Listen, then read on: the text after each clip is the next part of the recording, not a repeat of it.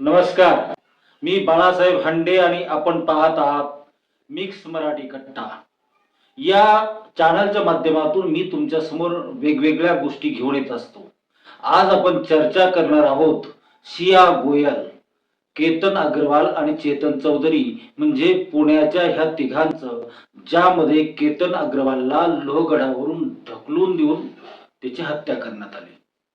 प्रश्न हा पडतो की आई वडील, मुलीचे किंवा मुलाचे आई वडील, जर तो मुलगा किंवा मुलगी एखाद्याच्या प्रेमात असेल आणि लग्नाला नकार देत असेल तर त्या मुलीवर मुलावर बळजबरी का करतात आणि बळजबरी केल्यानंतर कसे प्रकार घडतात हे या घटनेतून आपल्याला दिसून येतं. अशाच प्रकारची घटना मागे एकदा सोनम सूर्यवंशीच्या बाबतीत झाली होती. जर त्या मुलीचं प्रेम एखाद्या मुलावर असेल तर घरच्यांनी त्या मुलीची भावना समजून घेऊन, तिचं मन समजून घेऊन त्यानुसार वागायला काय हरकत आहे. पुढचा गोळा असतो ना तो आपल्या. आणि मग जेव्हा अशा प्रकारचे आई वडील त्या मुलीला किंवा मुलाला प्रतिसाद देत नाही, त्यांच्या प्रेमाला प्रतिसाद देत नाही, मग अशा प्रकारच्या भयानक घटना घडतात, ज्यामध्ये अमानुषपणे एखाद्याची हत्या केली जाते, निष्पाप मुलांची मुलींची हत्या केली जाते. आणि ह्या दोन घटना ज्या आहेत या एवढ्या पुरत्याच मर्यादित नाही, अशा अनेक घटना घडतात. मग आई वडिलांना एवढा इज्जतीचा प्रश्न का पडतो? आणि मग इज्जतीचा प्रश्न पडतो, मग अशा घटना घडल्यानंतर मग तुमची इज्जत कुठं राहते?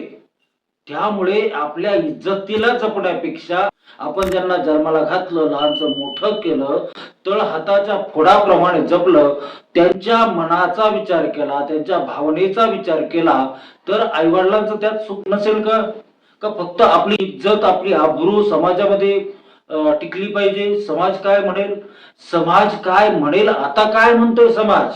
आता समाज म्हणतोय की त्या मुलीला जिथून केतन अग्रवालला ढकलून दिलं तिथूनच तिला ढकलून द्या.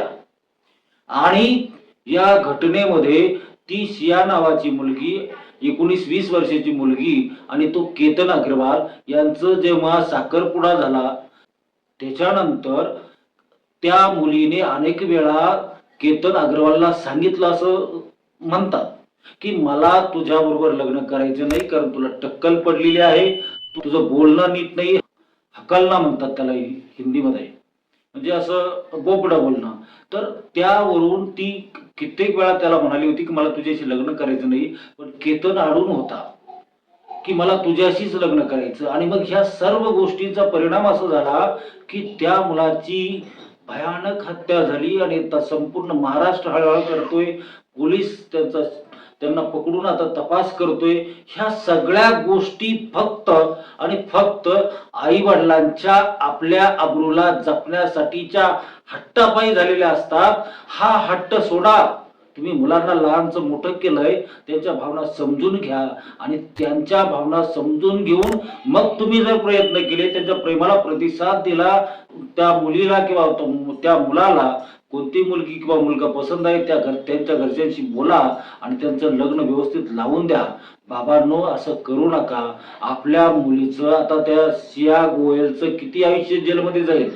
म्हणजे तो मुलगा गेला, निष्पाप मुलगा गेला, शिया गोयल गेली, चेतन चौधरी गेला, एकाच वेळेस तिघांचं आयुष्य बर्बाद झालं आणि दोन्ही कुटुंबांची इज्जत वेशीवर टाकली गेली.